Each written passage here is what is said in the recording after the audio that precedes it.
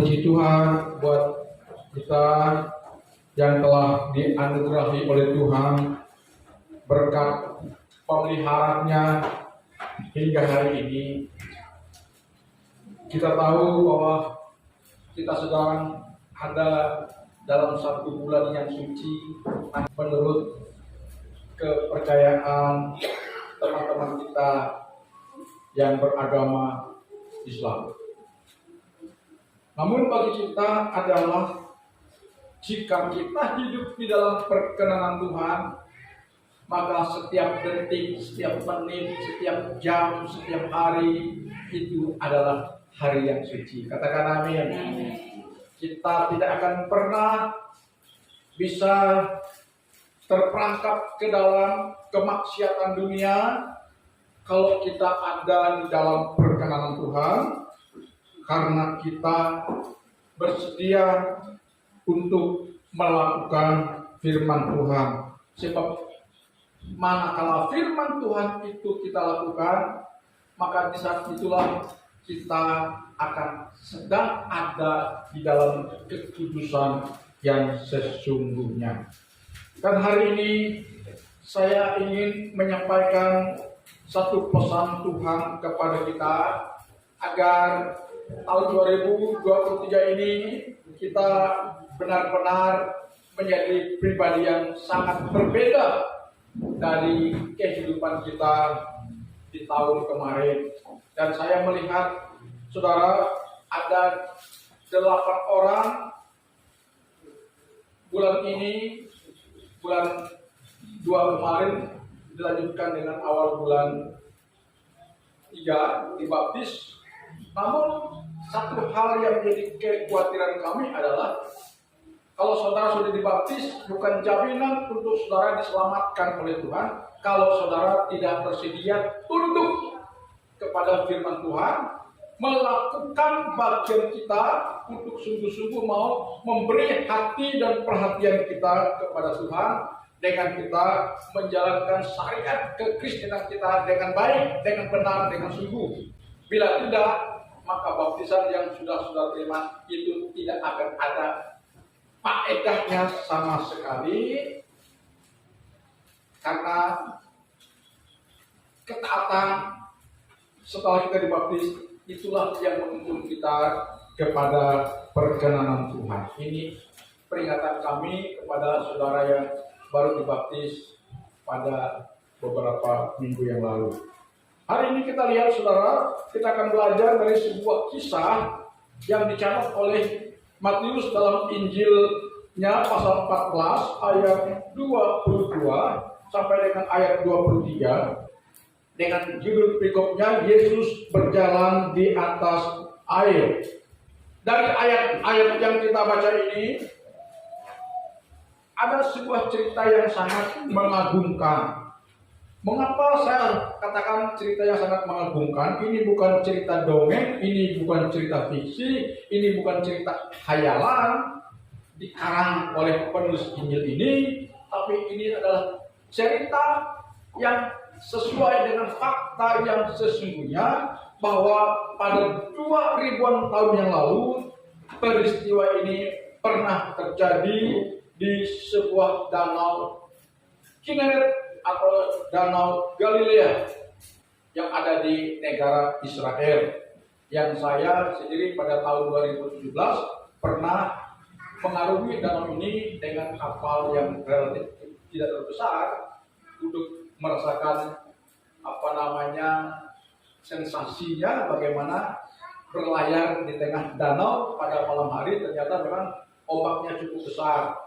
Saya sempat berpegang begini dan terasa ombaknya cukup besar, ya. Kemudian terpaan angin juga cukup luar biasa, namun tidak menjadikan kapal kami oleng pada begitu.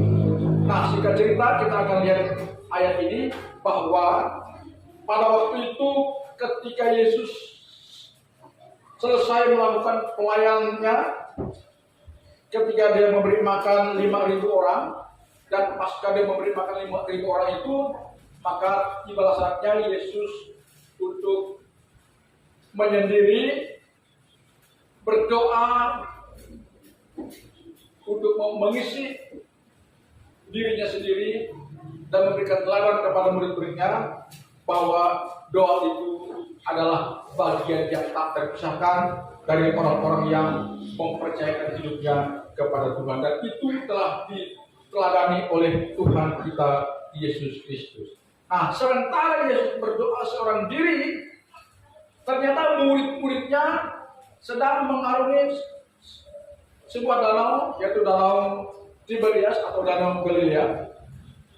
Dan ketika murid-muridnya sedang mengarungi danau tersebut, ternyata mereka ada di dalam ancaman yang sangat membahayakan keselamatan jiwa mereka atau hidup mereka, di mana perahu mereka diterpa oleh angin sakal, ombak begitu menggelora, dan mereka menjadi panik, menjadi takut dan cemas kalau mereka akan mati dengan tenggelamnya perahu yang mereka tumpangi. Dalam kepanikan, dalam ketakutan, mungkin dalam keputusasaan, mereka berteriak-teriak minta tolong. Nah, saya mau tanya, teriakan mereka minta tolong itu kepada siapa? Ditujukan kepada siapa? Nah, inilah pertanyaan yang sering kita jawab. Kadang-kadang saudara, ketika kita sedang dalam keadaan panik menghadapi situasi sulit dalam hidup ini, seringkali teriakan kita tidak terarah, seringkali doa kita tidak terarah. Kita berteriak minta pertolongan kepada ilahi, tapi ilahi yang mana? Teriakan minta tolong kita tertuju. Nah, di sini murid-muridnya berteriak meminta tolong kepada yang ilahi, tapi saya percaya teriakan minta tolong mereka tertuju kepada satu oknum yang bernama Yesus. Kalau teriakan mereka tidak tertuju kepada oknum yang bernama Yesus, tidak mungkin Yesus tiba-tiba nolong menyatakan dirinya untuk memberikan pertolongan kepada murid-muridnya. Nah, ini sebuah pelajaran buat kita. Karena ketika kita menjalani hidup ini, kita tidak akan pernah bebas dari yang namanya terpaan hidup, kesulitan, keadaan yang tidak sesuai dengan harapan kita. Kadang kita berteriak-teriak meminta tolong, tetapi teriakan kita minta tolong itu kepada siapakah arahnya? Kalau bukan kepada Yesus, maka permintaan kita itu mengambang, atau kepada yang Tuhan dalam bentuk yang lain. Itu jelas tidak memperkenankan Tuhan. Permintaan pertolongan kita kepada yang ilahi membawa kita kepada perbuatan dosa. Ketika mereka dalam keadaan panik, takut, cemas, mereka berteriak. Ketika mereka berteriak minta tolong, saudara, di dalam ayat yang ke-26, perhatikan di sana. Saya bacakan lagi ayat 24. Kira-kira jam 3 subuh, jam 3 malam datanglah Yesus kepada mereka berjalan di atas air. Ketika apa? Perahu murid-muridnya diombang-ambing oleh angin sakal yang sangat dahsyat dan menimbulkan kekacauan di dalam sebuah perahu.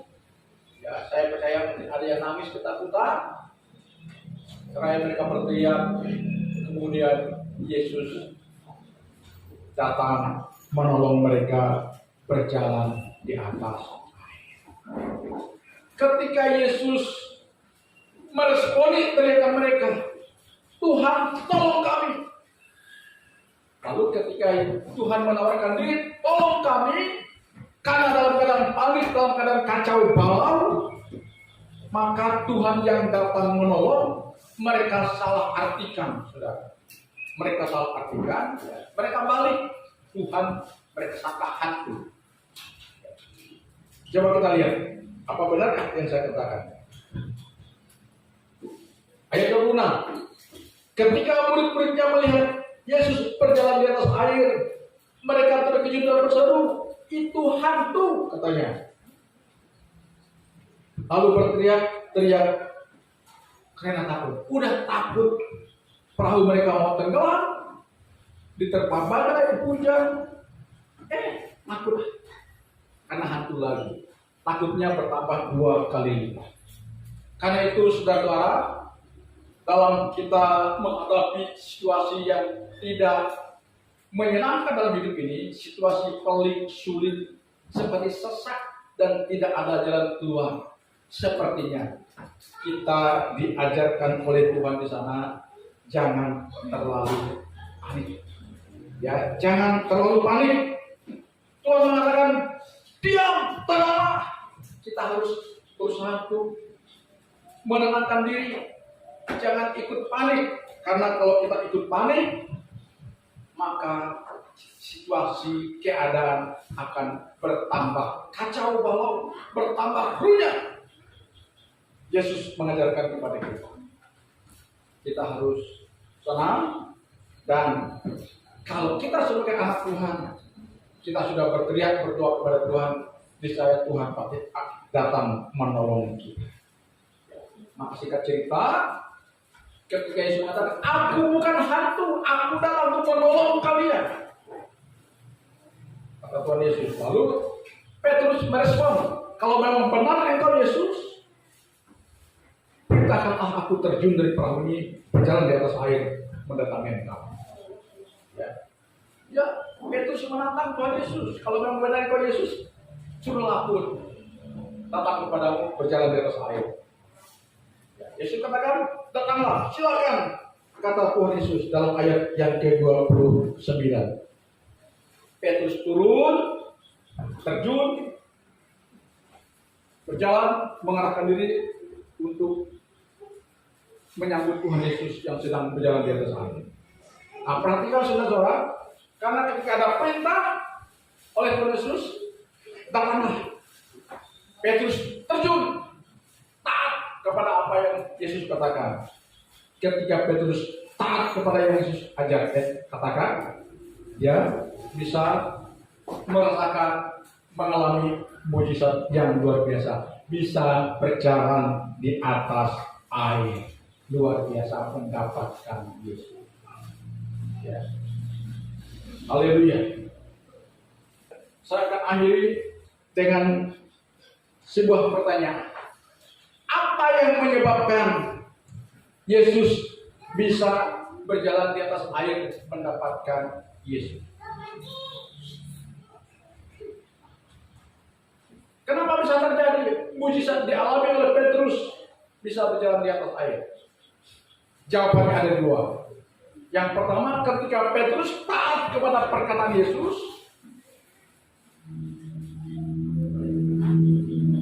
maka di sanalah awal dari mujizat.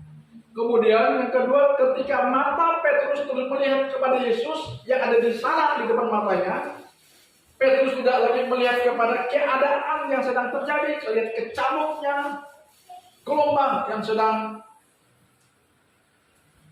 yang sedang melanda mereka, perahu mereka. Petrus tidak lagi melihat kecamuknya masalah angin sakal yang melanda Danau Galilea tadi. Tapi mata Petrus melihat kepada Yesus, karena dia taat kepada perkataan Yesus. Ini karena ketaatan dan mata Petrus yang fokus melihat, memandang kepada Yesus, itulah yang mengarahkan, yang mengiringi Petrus bisa berjalan di atas air, bisa mengalami mujizat yang supranatural. Nah, jadi hari-hari ini kalau kita mau taat kepada firman Tuhan, dengan mata kita terus memandang kepada Yesus yang penuh dengan segala kuasa, maka saya percaya perkara-perkara yang supranatural akan kita alami dalam hidup kita. Tidak peduli apapun yang sedang terjadi di sekitar kita, kita pasti akan mengalami mujizat Tuhan. Katakan amin bagi yang percaya. Karena itu pelajaran buat kita hari ini, mari jangan setengah-setengah untuk mempercayakan perkataan Tuhan. Ya. Yang kedua, mari mata kita harus terus memandang kepada Yesus, sekalipun ada pernah kehidupan yang sedang kita hadapi, tapi bila mata kita tertuju kepada Yesus, kita tidak akan pernah merasakan peliknya sebuah masalah yang sedang melilit kita. Saya percaya kuasa pemberdayaan Tuhan Yesus itu akan dinyatakan kepada kita. Kemudian pertanyaan yang kedua adalah apa yang menyebabkan, ya tadi kan Petrus bisa berjalan di atas air mendapatkan Yesus, tetapi ada lagi ayat yang mengatakan Petrus hampir tenggelam. Sudah merasakan mujizat Tuhan, sudah mengalami mujizat Tuhan, tiba-tiba Petrus mau tenggelam. Sampai dia berteriak lagi kepada Tuhan, Tuhan, tolong aku mau tenggelam. Kenapa itu terjadi? Sudah mengalami mujizat Tuhan, kok tiba-tiba mujizat itu sepertinya batal, tidak perlu dialami. Kenapa bisa terjadi? Apa sebabnya, saudara? Sebabnya adalah Petrus kembali memperhatikan sekelilingnya yang terjadi. Perasaannya, pikirannya mulai mempengaruhi iman dan penyerahannya dan pandangan matanya kepada Yesus.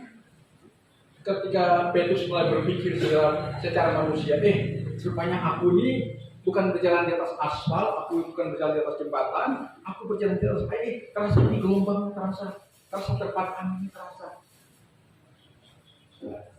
Ketika Petrus dipengaruhi oleh perasaan manusiawinya, karena dia memperhatikan hal yang di sekelilingnya, memperhatikan terpaan angin, kemudian deraan gelombang, gitu ya, mempengaruhi perasaan Petrus. Di saat itulah Petrus tenggelam.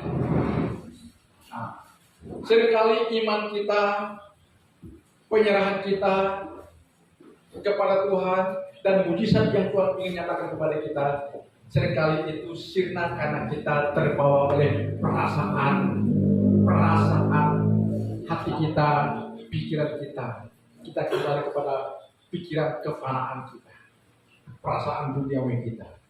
Akhirnya timbul sebuah keraguan, kekurang percayaan kita kepada kuasa Tuhan Yesus yang sanggup menolong kita.